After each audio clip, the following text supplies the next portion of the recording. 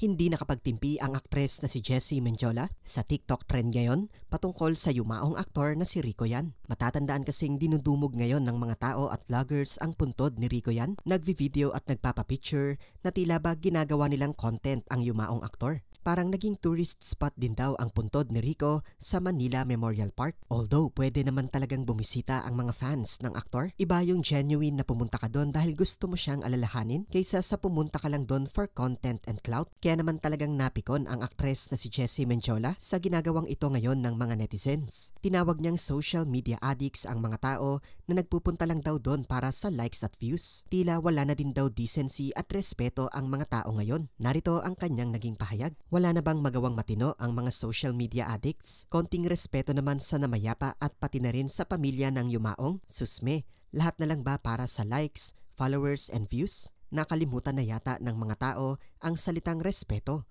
Wala nang decency.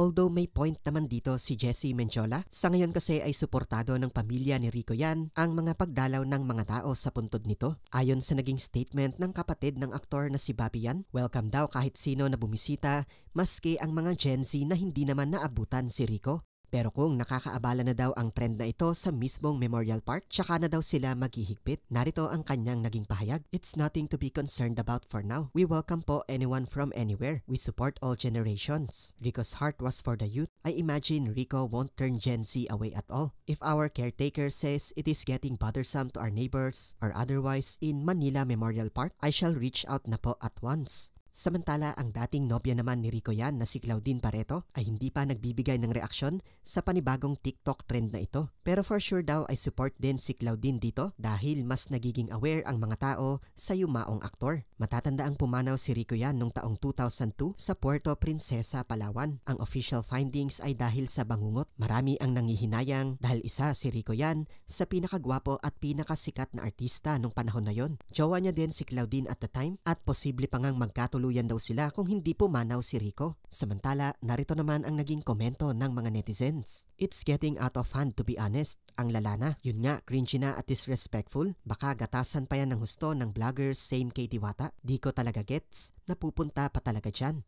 I think it's more on how people present it nowadays and the intent of why they do it. Nababalita rin naman before yung mga bumibisita and nagbibigay ng flowers and stuff sa puntod ng celebrities or any well-known personality. Pero dati kasi majority, do it because they genuinely like and idolize that person. Ngayon kasi puro clout chasing na lang, pati bata pupunta ng dahil lang sa gwapo, tapos kung ano-ano pang caption nilalagay.